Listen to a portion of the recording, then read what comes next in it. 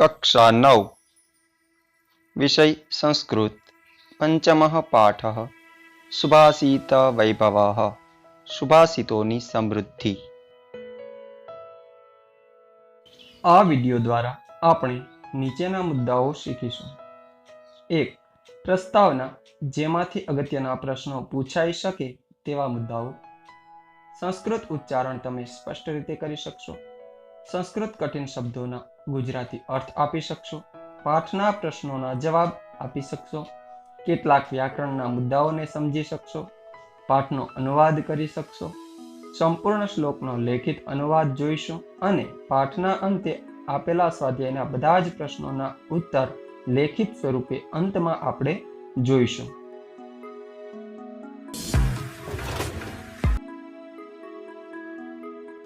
સુભાષિત વૈભવની આપણે હવે પ્રસ્તાવના જોઈશું. સંસ્કૃત ભાષામાં સુભાષિતોનું ખૂબ જ મહત્વ રહેલું છે. સુભાષિતો માટે પણ સંસ્કૃત ભાષામાં અનેક સુભાષિતો કહેવામાં આવ્યા છે. જે સુભાષિતોની જ મહત્તા એટલે કે મહત્વ દર્શાવે છે. આવા કેટલાક સુભાષિતો ખૂબ જ પ્રચલિત છે. જેમ કે ઉદાહરણ તરીકે પૃથિવ્યામ ત્રીણિ રત્નાની જલમ અન્નમ સુભાષિતમ મૂઢૈ પાષાણખંડેષુ રત્નસંજ્ઞા વિધીયતે. અહીં જેનો અર્થ થાય છે કે પૃથ્વી ઉપર માત્ર 3 જ રત્નો છે, જળ, અન્ન અને સુભાષિત. પરંતુ મૂર્ખ લોકો તો પથ્થરને રત્ન ગણે છે. અહીં પણ સુભાષિતનું મહત્વ પ્રદર્શિત થાય છે.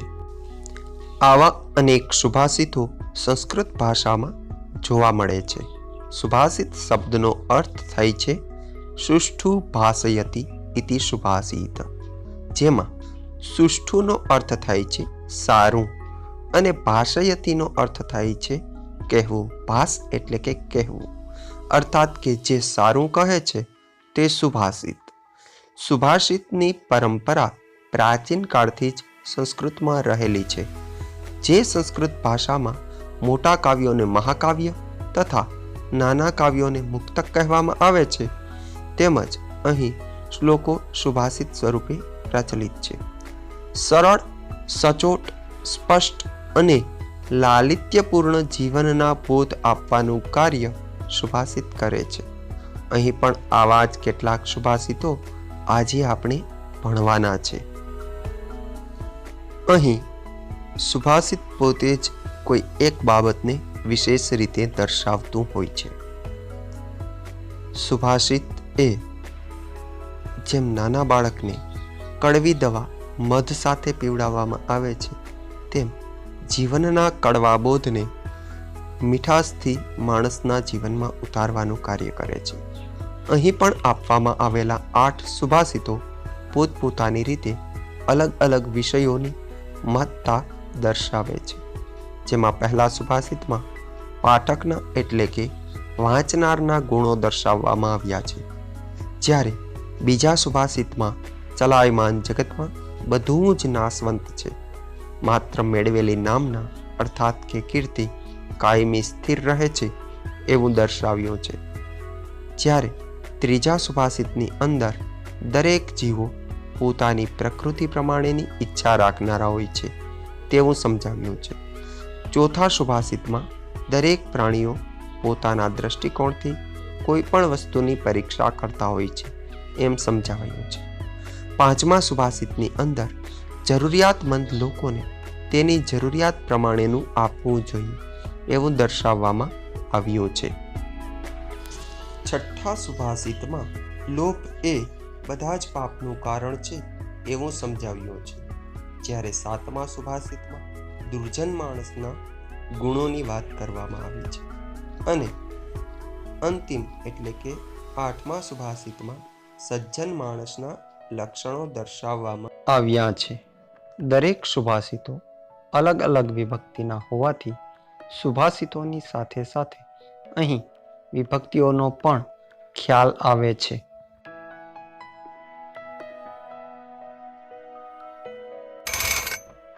સુભાષિત વૈભવઃ. माधुर्यमक्षरव्यक्तेः पदच्छेदस्तु सुस्वरः धैर्यं लयसमर्थं च षडेते पाठका गुणाः चलं वित्तं चलं चित्तं चले जीवितयौवने चलाचलमिदं सर्वं कीर्तिरेव हि जीवति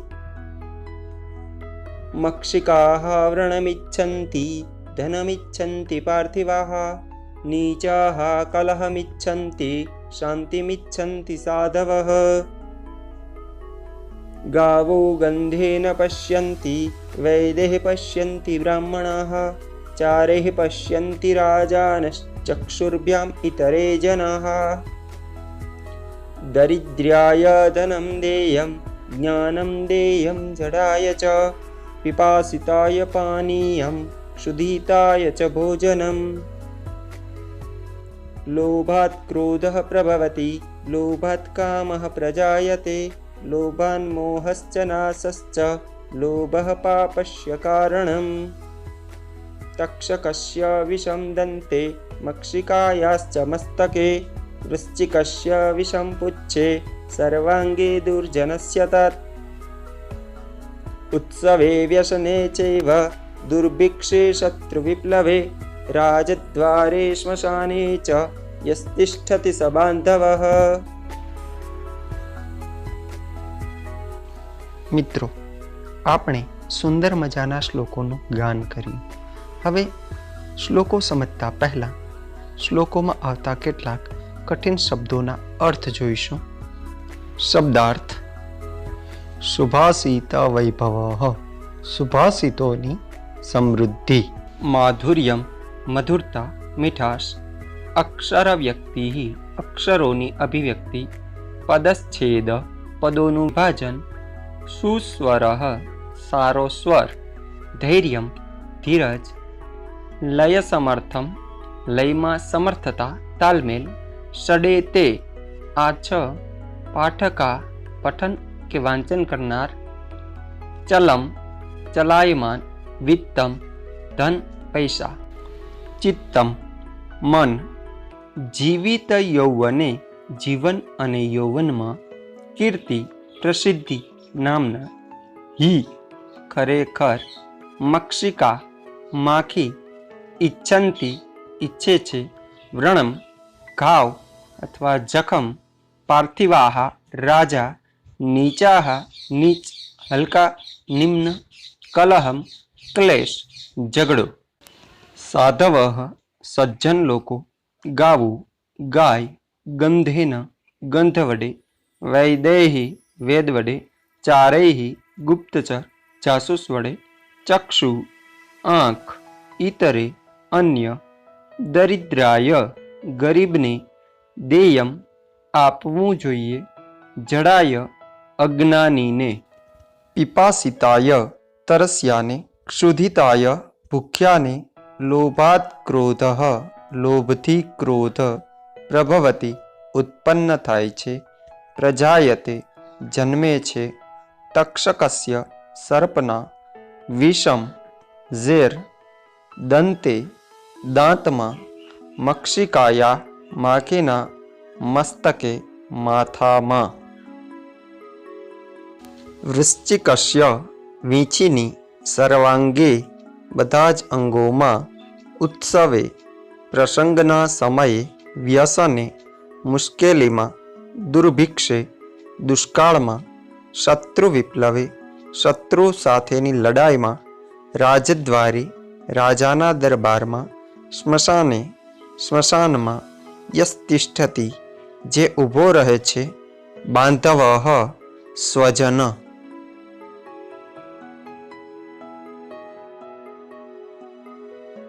હવે આપણે સુભાષિત વૈભવ પાઠના શબ્દશઃ અર્થ સાથે દરેક શ્લોકોને સમજીશું.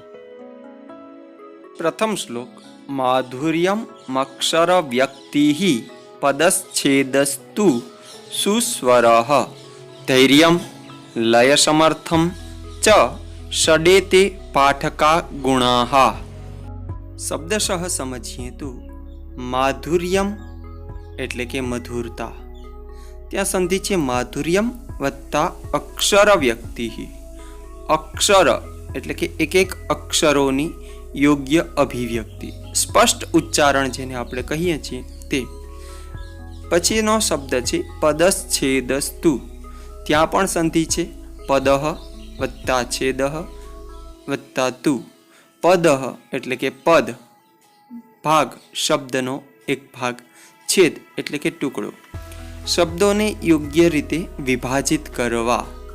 સુસ્વરઃ. સુ એટલે સારું અને સ્વરઃ એટલે અવાજ. સારો અવાજ, સુંદર અવાજ. આપણે સુ ઉપસર્ગ લગાડીએ છીએ, સુગંધ, સુવાસ. એવી જ રીતના સ્વરની આગળ સુ એવો ઉપસર્ગ લાગેલો છે એટલે ત્યાં સુસ્વરઃ એવો શબ્દ બને છે. એના પછી ધૈર્યમ, ધીરજતા. બોલવામાં યોગ્ય ધીરજતા હોવી જોઈએ. લય સમર્થમ. લય સમર્થ, લયમાં યોગ્ય સામર્થ્ય. આપણે મોટા ભાગે ગીત જ્યારે ગાતા હોઈએ ત્યારે તાલ એવો શબ્દ બોલીએ છીએ. આવો જ તાલ, આવો જ લય બોલવામાં પણ હોય છે. જેમ કે આપણે કોઈ પ્રશ્નાર્થ શબ્દ કે પ્રશ્નાર્થ વાક્ય બોલીએ ત્યારે ઓટોમેટિક તે સામેના વ્યક્તિને સમજાઈ જાય છે કે આ પ્રશ્ન પૂછે છે. આવી જ રીતના યોગ્ય ચઢાવ, ઉતાર વગેરે શબ્દોમાં લયોનું યોગ્ય સામર્થ્ય હોય તેને લય સામર્થ્ય કહેવામાં આવે છે. ષડે તે પાઠકા ગુણઃ. અહીં પણ ષડે તેમાં પણ સંધિ છે. ષટ વત્તા એતે. ષટ એટલે 6, એતે એટલે આ 6 પાઠકાહ એટલે કે વાંચનારના, બોલનાર જે છે એના ગુણો કહ્યા છે. હવે જ્યારે પણ આપણે વાંચીએ અથવા તો બોલીએ, વાંચવું મતલબ કે અહીં મોટેથી વાંચવું, ત્યારે આ 6 લક્ષણો, આ 6 ગુણોને ધ્યાનમાં રાખીને વાંચવું જોઈએ. અનુવાદ સંપૂર્ણ જોઈએ તો મધુરતા, અક્ષરોની સ્પષ્ટ અભિવ્યક્તિ, પદોનું યોગ્ય વિભાજન, સારો સ્વર એટલે કે અવાજ, ધીરજ અને લયમાં યોગ્ય સમર્થતા. આ 6 વાંચનારના ગુણો કહ્યા છે. ચલમ વિત્તમ, ચલમ ચિત્તમ, ચલે જીવિત યૌવને, ચલાચલમિદમ સર્વમ કીર્તિરેવ હિ જીવતી. આનો અર્થ સમજીએ પેલા શબ્દોને. તો ચલમ એટલે કે ચલિત, ચલાયમાન, જે ચાલતું હોય તેવું, મતલબ કે જે ફરતું રહે છે તે. વિત્તમ એટલે કે ધન, પૈસો.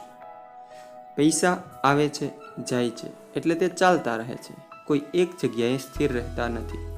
ચલમ ચિત્તમ. ચલમ એટલે ચલિત, ફરીથી જે ફરતું હોય તે. ચિત્તમ મન.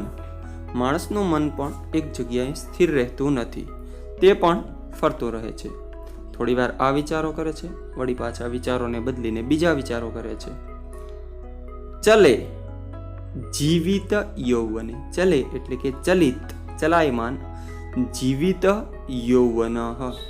જીવન પણ કેવું છે તો કે ચાલતું રહે છે, રોજ ઉંમર વધતી જાય છે. યુવાની પણ કેવી છે તો કે ચાલતી રહે છે, થોડોક સમય આવે છે અને પાછી જતી રહે છે. અહીંયા બધી જ વસ્તુઓ જે દર્શાવી છે એ આવે છે અને જાય છે એવી વસ્તુઓ, એટલે ચલાયમાન. બીજી પંક્તિમાં કીધું ચલાચલમ ઇદમ સર્વમ. અહીંયા સંધિ છે ચલમ ચ અચલમ ચ. ચલ અને અચલ એવું, જે ચલાયમાન છે એ અને જે સ્થિર છે એ. ઇદમ સર્વમ. ઇદમ એટલે કે આ, સર્વમ અર્થાત કે બધું. ચલાચલમ ઇદમ સર્વમ. આ બધું જ ચાલિત અને સ્થિર છે. કીર્તિ રેવ હિ જીવતી.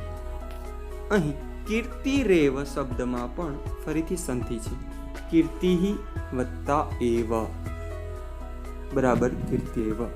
કીર્તિ એટલે કે નામના, પ્રસિદ્ધિ. જે કોઈ પણ સિદ્ધિ હાંસલ કરીએ ત્યારે લોકો આપણને ઓળખે છે, તે પ્રસિદ્ધિ. એવ એટલે કે જ. હીનો અર્થ થાય છે ખરેખર. જીવતી અર્થાત કે જીવિત રહે છે. લાંબા સમય સુધી માણસની નામના જ, જો તમે સારું નામ કમાણા હોય તો એ ટકી રહે છે.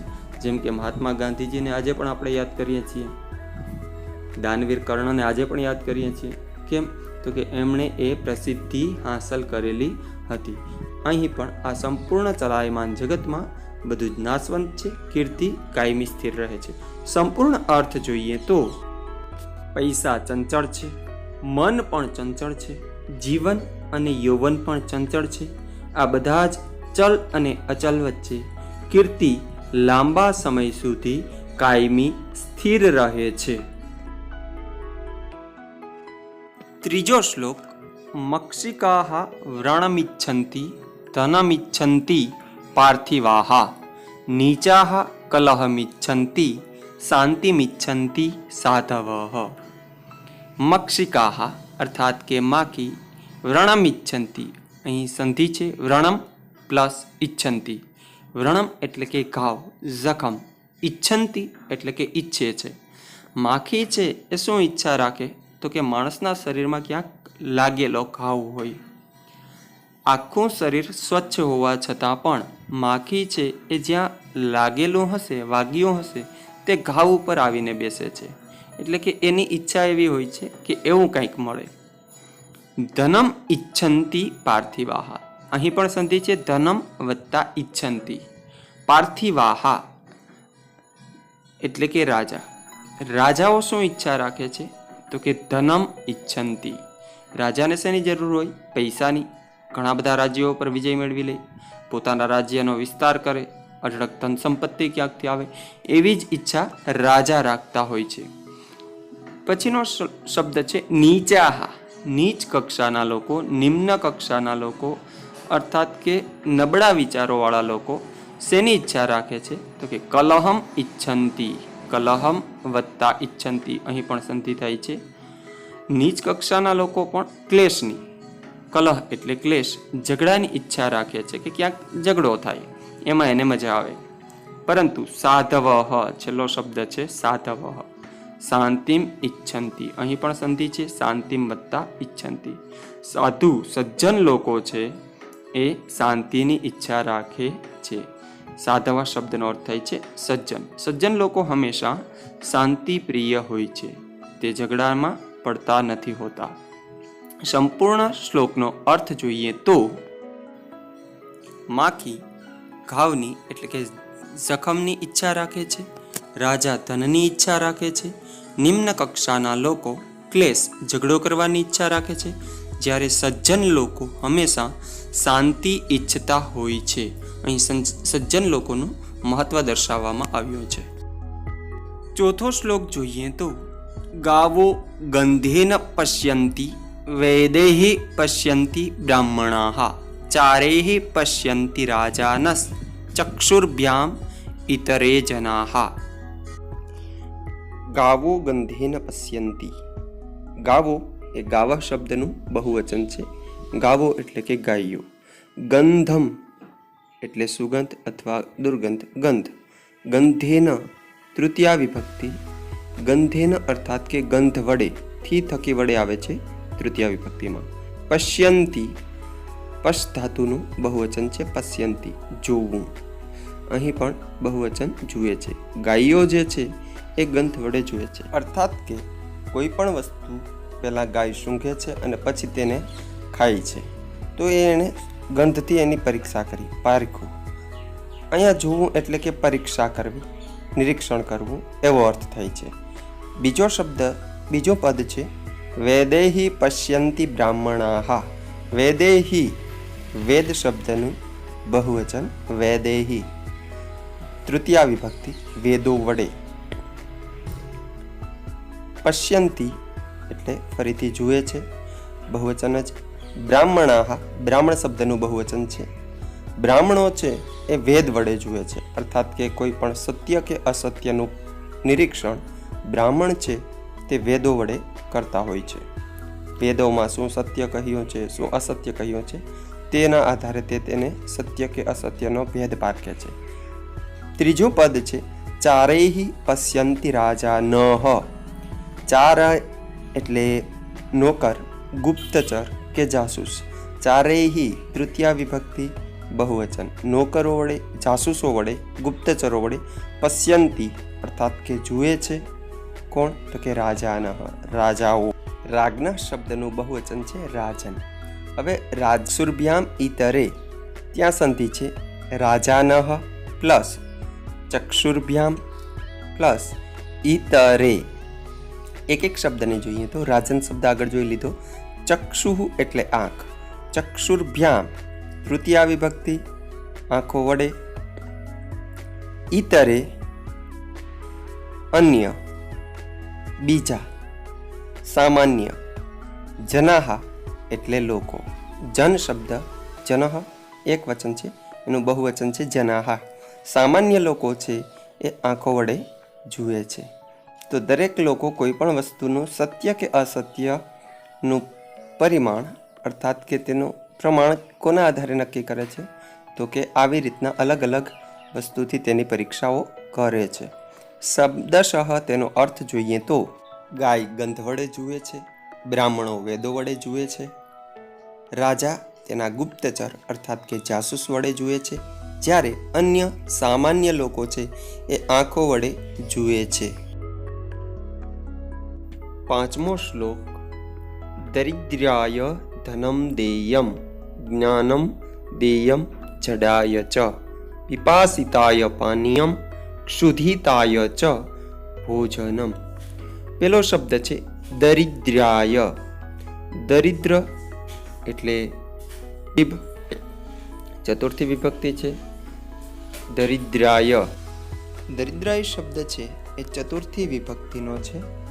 આમ તો આપણે એમ બોલીએ કે ગરીબને, પણ અહીંયા ગરીબ માટે, કેમ કે આપવાની વાત છે અને વ્યાકરણના નિયમ પ્રમાણે આપવા માટે થઈને ચતુર્થી વિભક્તિ વાપરવામાં આવે છે. એટલે અહીં દરેક જગ્યાએ ચતુર્થી વિભક્તિની વાત કરવામાં આવી છે.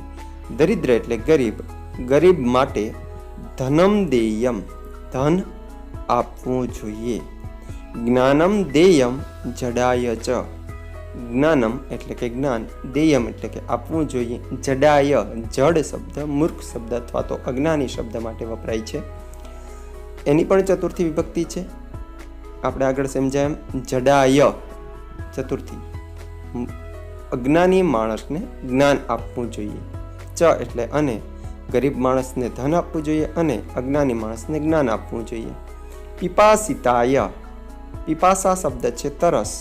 અહીં તરસ્યા માટે, ચતુર્થી વિભક્તિ તરસ્યા માટે.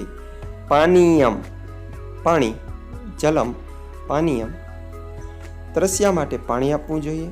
અને છેલ્લે કીધું ક્ષુધિતાય, ક્ષુધા એટલે ભૂખ, ચતુર્થી વિભક્તિ ક્ષુધિતાય ચ ભોજનમ, ભૂખ્યા માટે ભોજન આપવું જોઈએ.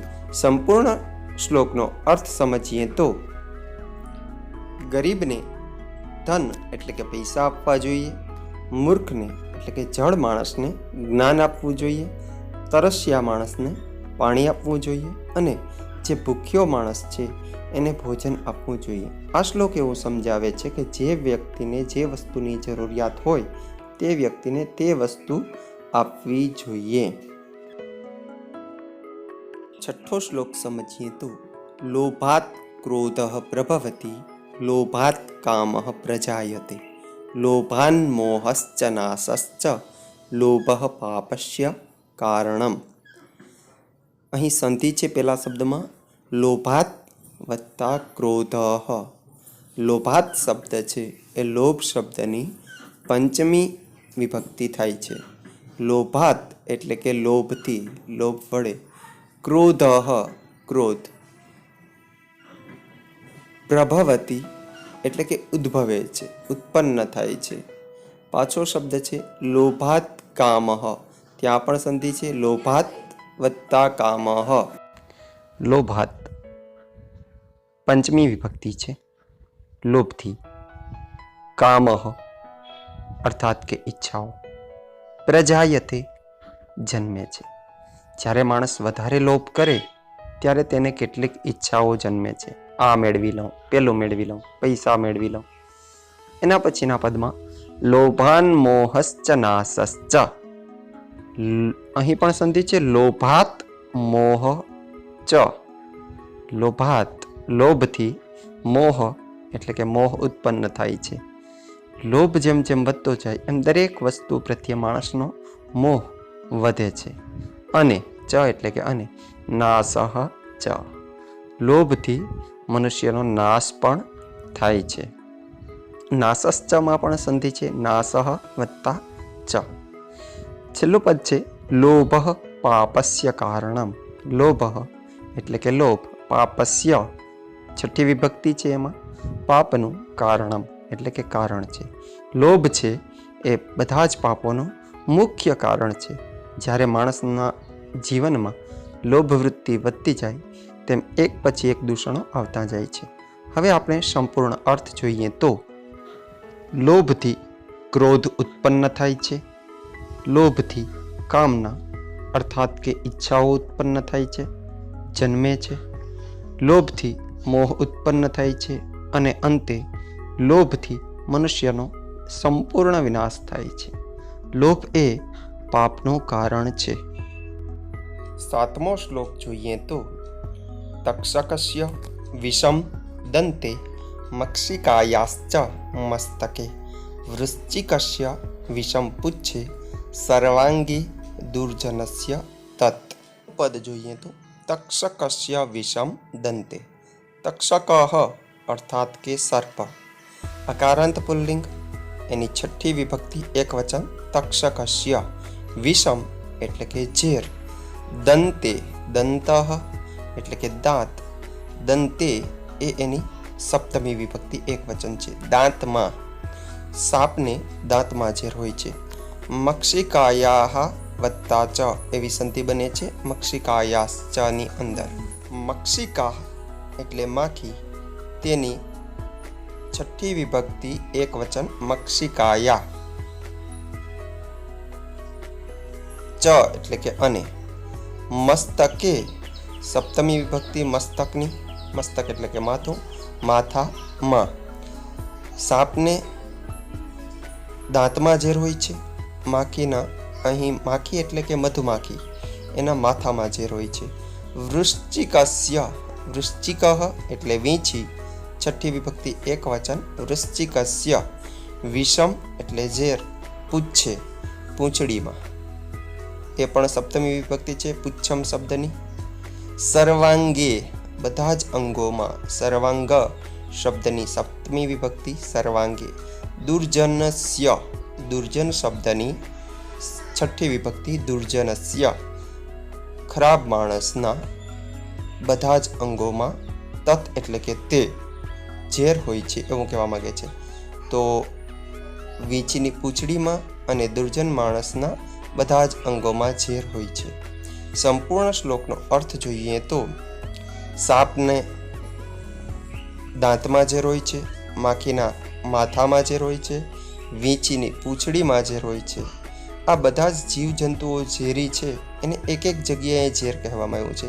જ્યારે દુર્જનમાં દરેક જગ્યાએ ઝેર હોય છે, અર્થાત કે તેના અનેક દુર્ગુણો હોય છે એવું સમજાવે છે. 8મો શ્લોક સમજીએ તો ઉત્સવે વ્યસને ચૈવ દુર્ભિક્ષે શત્રુ વિપ્લવે રાજદ્વારે સ્મશાને ચ યસ્તિષ્ઠતિ સ બાંધવઃ. ઉત્સવે ઉત્સવ શબ્દની સપ્તમી વિભક્તિ એકવચન. ઉત્સવમાં અર્થાત કે ઘરના કોઈ પણ પ્રસંગમાં. વ્યસને વ્યસન શબ્દની સપ્તમી વિભક્તિ એકવચન. વ્યસન શબ્દનો અર્થ થાય છે મુશ્કેલી, આપત્તિ. મુશ્કેલીમાં ચૈવ ચ એવ ચ આગળ આવી જશે ઉત્સવમાં અર્થાત કે પ્રસંગમાં, અને વ્યસન એટલે કે મુશ્કેલીના સમયમાં. દુર્ભિક્ષે દુર્ભિક્ષ શબ્દની સપ્તમી વિભક્તિ એકવચન. દુર્ભિક્ષ દુષ્કાળ. અહીં દુષ્કાળમાં. શત્રુ વિપ્લવે શત્રુ વિપ્લવે વિપ્લવે શબ્દ પણ સપ્તમી વિભક્તિ એકવચન. વિપ્લવ અર્થાત લડાઈ, યુદ્ધ, શત્રુઓ સાથેની લડાઈમાં. રાજદ્વારે રાજદ્વારે એ શબ્દ પણ સપ્તમી વિભક્તિ એકવચન. રાજાના દરબારમાં, આજના સમયની કોર્ટ કચેરીમાં. સ્મશાને સ્મશાનમાં સપ્તમી વિભક્તિ એકવચન. ચ અર્થાત કે અને. યસ તિષ્ઠતિ અહીં સંધિ છે યહ વત્તા તિષ્ઠતિ. યહ એટલે કે જે, તિષ્ઠતિ સાથે રહે છે. સ અર્થાત કે તે, બાંધવ એટલે કે બાંધવ અથવા સ્વજન. તે ખરો સ્વજન છે, તે ખરો બાંધવ છે. સંપૂર્ણ શ્લોકનો અર્થ જોઈએ તો ઉત્સવમાં અર્થાત કે કોઈ પ્રસંગમાં, મુશ્કેલીના સમયમાં, દુષ્કાળના સમયમાં, શત્રુઓ સાથેની લડાઈમાં, રાજાના દરબારમાં અને સ્મશાનમાં જે સાથે રહે છે તે જ સાચો બાંધવ અર્થાત કે સ્વજન સમજવું. બધા જ શ્લોકોનો અનુવાદ આપણે હવે એક સાથે જોઈશું.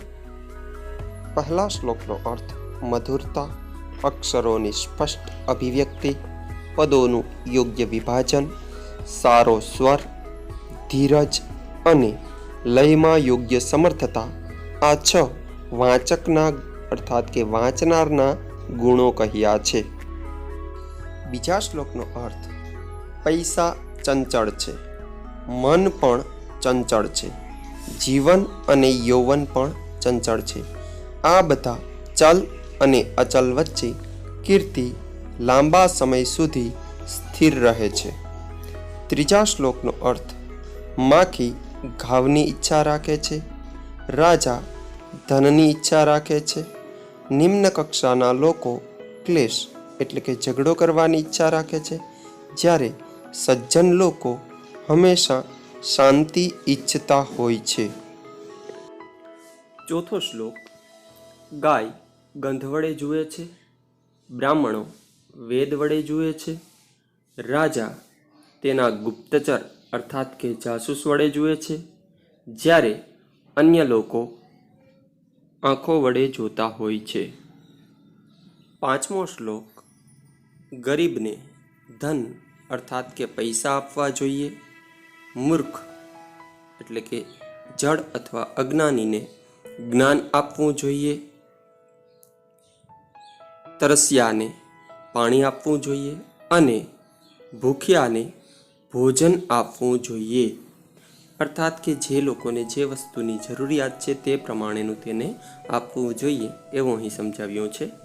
છઠ્ઠો શ્લોક લોભથી ક્રોધ ઉત્પન્ન થાય છે, લોભથી કામના અર્થાત કે ઈચ્છાઓ ઉત્પન્ન થાય છે, લોભથી મોહ ઉત્પન્ન થાય છે અને અંતે લોભથી મનુષ્યનો સંપૂર્ણપણે વિનાશ થાય છે. લોભ એ પાપનું મૂળ કારણ છે.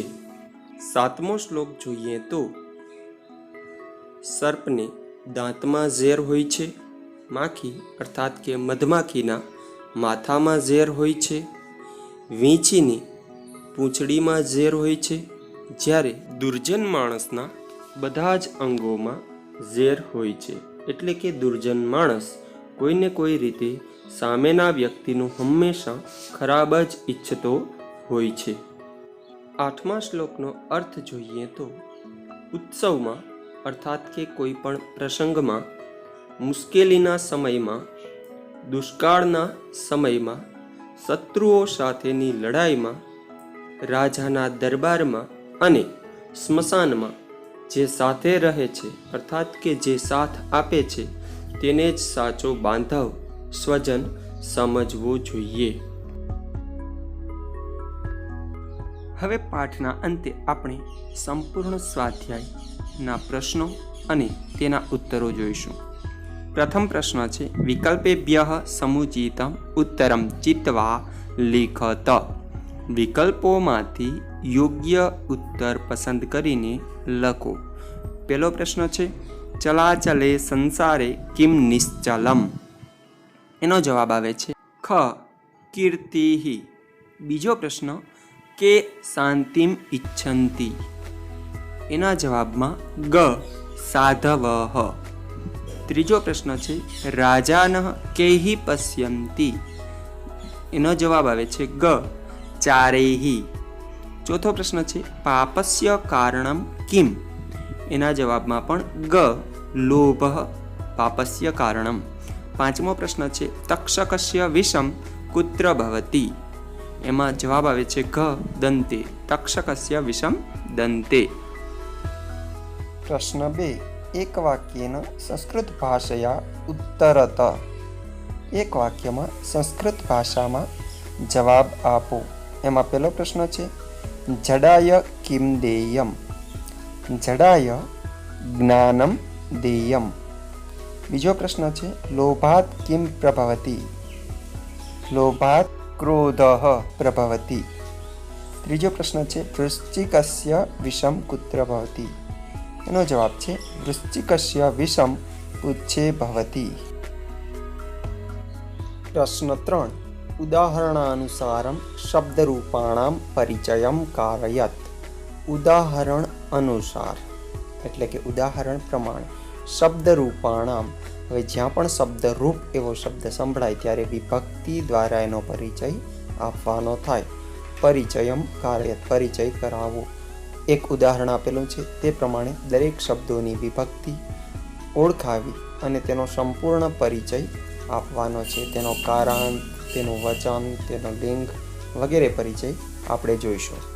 અહીં ઉદાહરણમાં જ્ઞાનાય શબ્દ આપેલો છે. જ્ઞાનાય શબ્દનો મૂળ શબ્દ થાય છે જ્ઞાન. નની પાછળ અનું ઉચ્ચારણ થાય છે એટલે તે અકારાંત શબ્દ બને છે. જ્ઞાન કેવું તો એ નપુંસકલિંગ શબ્દ છે એટલા માટે ત્યાં નપુંસકલિંગ શબ્દ બને છે. હવે વિભક્તિ પ્રમાણે તે ચતુર્થી વિભક્તિ અને એક વચનનો શબ્દ બને છે એટલે તેનો સંપૂર્ણ પરિચય જ્ઞાન, અકારાંત નપુંસકલિંગમ, ચતુર્થી વિભક્તિ, એક વચનમ એવું બને છે. આવી જ રીતના આપણે આગળના 5 શબ્દોને પણ સમજીશું. વધારેની વ્યાકરણની તથા વિભક્તિની માહિતી માટે દર્પણ એકેડેમી યુટ્યુબ ચેનલના પ્લેલિસ્ટમાં જઈ અને વ્યાકરણ વિભાગમાં તમે વધારાની માહિતી મેળવી શકશો. પહેલો શબ્દ છે ગુણાહા.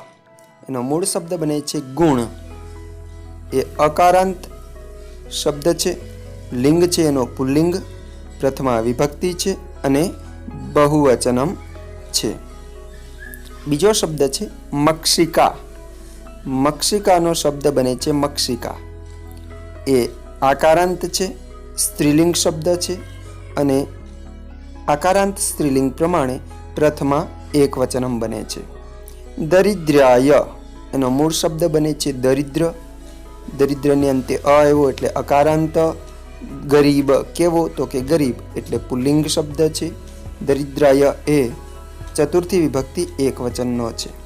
ચોથો શબ્દ છે લોકાત. ત્યાં ખરેખર લોકાત નથી કેમ કે સંપૂર્ણ શ્લોકોમાં ક્યાંય પણ લોક શબ્દ આવેલો નથી એટલે ત્યાં લોભ એવો શબ્દ આવે તો લોભાત શબ્દ હોવો જોઈએ. જો લોકાત અને લોભાત બંને શબ્દો સમાન જ બને છે પણ આપણે અહીં પાઠને આધારે લોભાત શબ્દ સમજીશું. લોકાત હોય તો લોકહ મૂળ શબ્દ અને લોભાત હોય તો લોભ મૂળ શબ્દ. બંને શબ્દો અકારાંત પુલ્લિંગમ. પંચમી વિભક્તિ એક વચનમ એનો જવાબ બને છે. પાંચમો શબ્દ છે ઉત્સવે. ઉત્સવે શબ્દનો મૂળ શબ્દ થાય છે ઉત્સવ. એ પણ અકારાંત શબ્દ છે અને પુલ્લિંગ શબ્દ છે. સપ્તમી વિભક્તિ એક વચન પ્રમાણે તે બને છે એટલે અકારાંત પુલ્લિંગ સપ્તમી એક વચન. પ્રશ્ન 4. માતૃભાષાયામ ઉત્તરત. માતૃભાષામાં જવાબ આપો. એમાં પહેલો પ્રશ્ન છે પાઠકના કેટલા ગુણ છે. જેનો જવાબ છે પાઠકના 6 ગુણો છે. મધુરતા, અક્ષરોની સ્પષ્ટ અભિવ્યક્તિ, પદોનું યોગ્ય વિભાજન, સારો સ્વર, ધીરજ અને લયમાં યોગ્ય સમર્થતા. બીજો પ્રશ્ન છે દરિદ્રને શું આપવું જોઈએ. એનો જવાબ આવે છે દરિદ્રને ધન એટલે કે પૈસા આપવા જોઈએ. ત્રીજો પ્રશ્ન છે કવિ બાંધવ કોને માને છે.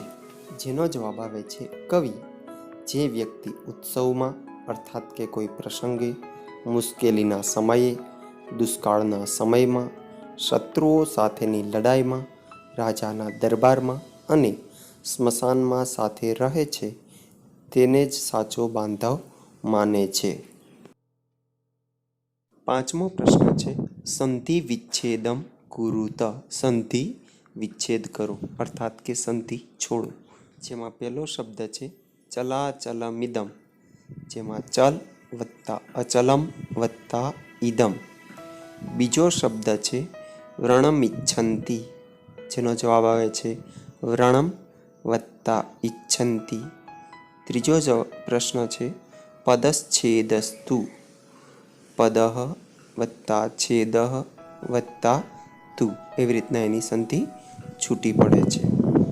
પ્રશ્ન 6 છે શ્લોકાનામ પૂર્તિ કરણીયા. શ્લોકોની પૂર્તિ કરો. આ બંને શ્લોકો પરીક્ષા માટે પણ ઉપયોગી છે, એટલે બંને શ્લોકો તૈયાર કરવા. એમાં પહેલો શ્લોક છે ચલમ ચિત્તમ સજીવતી અને બીજો છે દરિદ્રાય ધનમ દેયમ ચ ભોજનમ. બંને શ્લોકો આગળના આપણે જ્યાં શ્લોકો જોયા છે ત્યાં પૂરા લખેલા છે. તેમાંથી જોઈને તમારે ફરીથી તમારી નોટબુકમાં એને પૂર્ણ કરવા. સ્વ અધ્યયન માટે આટલું કરો. પાઠમાં આવતા વિભક્તિના શબ્દો શોધીને તેની યાદી બનાવો, જેમાં પ્રથમાથી લઈ અને સપ્તમી વિભક્તિ સુધીના બધા જ શબ્દોનો સમાવેશ કરો. અન્ય વિભક્તિયુક્ત શબ્દો તૈયાર કરો અને વિભક્તિ જેવા વ્યાકરણના મુદ્દાઓ માટે અમારી યુટ્યુબ ચેનલને સબસ્ક્રાઈબ કરો. ટૂંક સમયમાં જ અમે ઉપલબ્ધ કરાવીશું વ્યાકરણનો વિભાગ. સાથે જ અમારી યુટ્યુબ ચેનલને સબસ્ક્રાઈબ કરો, લાઈક કરો અને શેર કરો. તેમજ તમારા અન્ય વિદ્યાર્થીઓને પણ આ ચેનલને સબસ્ક્રાઈબ કરવા જણાવો. ધન્યવાદ.